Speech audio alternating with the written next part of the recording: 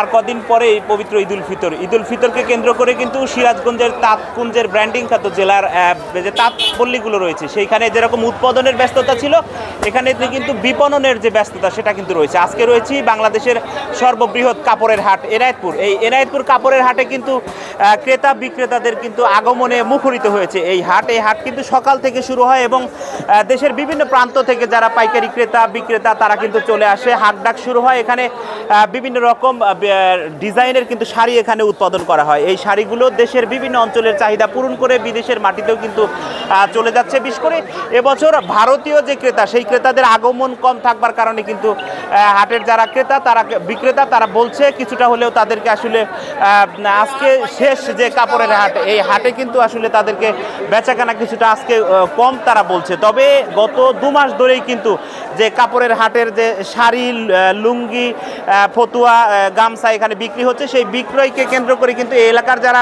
মালিক এবং শ্রমিক রয়েছে তাদের সাথে আমরা কথা বলেছি। এই ঈদে জামা জুতো অ্যাকসেসরিজের ডিসকাউন্ট।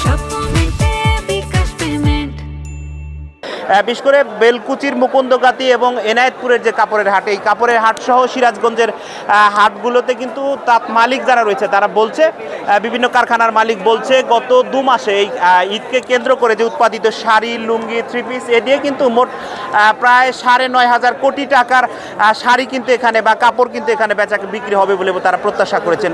একই সাথে কিন্তু আজকে যারা এখানে কাপড়ের হাটে যারা ক্রেতা বিক্রেতা এসেছে, আমরা একটু একজনের সাথে কথা বলবার জন্য চেষ্টা করছি। একজন ক্রেতা এখানে এসেছেন, কেমন দেখছেন? বিক্রেতা এখানে এসেছেন, কেমন দেখছেন এখানে হাটের চিত্র? এতদিন মনে করেন যে ভালো ছিল, ইদানিং 2 সপ্তাহ হলো খুবই খারাপ, খুব খারাপ। তো এখন এভাবে থাকলে তো আমাদের তাঁত শিল্প ধ্বংস হয়ে যাবে। তো দেখা যাক কি হয়, আল্লাহ ভরসা। খারাপ হওয়ার পেছনে কারণ কি মনে হয়? কারণ হলো এখন ঈদ সিজন ছিল সামনে, সে উপলক্ষে আমরা ভালো বেচছি, এখন ঈদ সিজন তো শেষ, এই জন্য হয়তো খারাপ হয়ে গেছে আর কি। তারপরে সুতার দাম বেশি, সব সুতার দামই বেশি। এবার বেশি অন্য দিনের সাথে আজকে একটু নিয়ম। কেন ক্রেতাদের আগমন কেমন? ক্রেতাদের আগমন অনেকটা কম। কি কারণ? কারণ এখন সম্মুখে ঈদ, কেনা বেচা যা হয়ে গেছে তা সেগুলো তো হয়েই গেছে, এখন বাড়তিওয়ালার পাইকাররা নিতেছে না।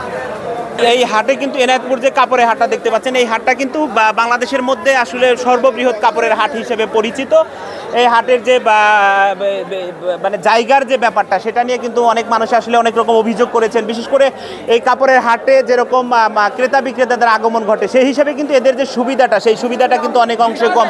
বিশেষ করে বৃষ্টি নামলে এখানে কিন্তু আপনার কাপড়গুলো ভিজে যায়। তারপরে কিন্তু এখানে শেটের যে সুবিধা রয়েছে সেই শেটের সুবিধার সাথেও কিন্তু এদেরকে আরও আধুনিকায়ন কীভাবে করা যায়, এখানে কিভাবে আরও বিভিন্ন সুযোগ সুবিধা হাটের ক্রেতা বিক্রেতাদেরকে দেওয়া যায় সেই বিষয়ে কিন্তু এরা দাবি করেছে।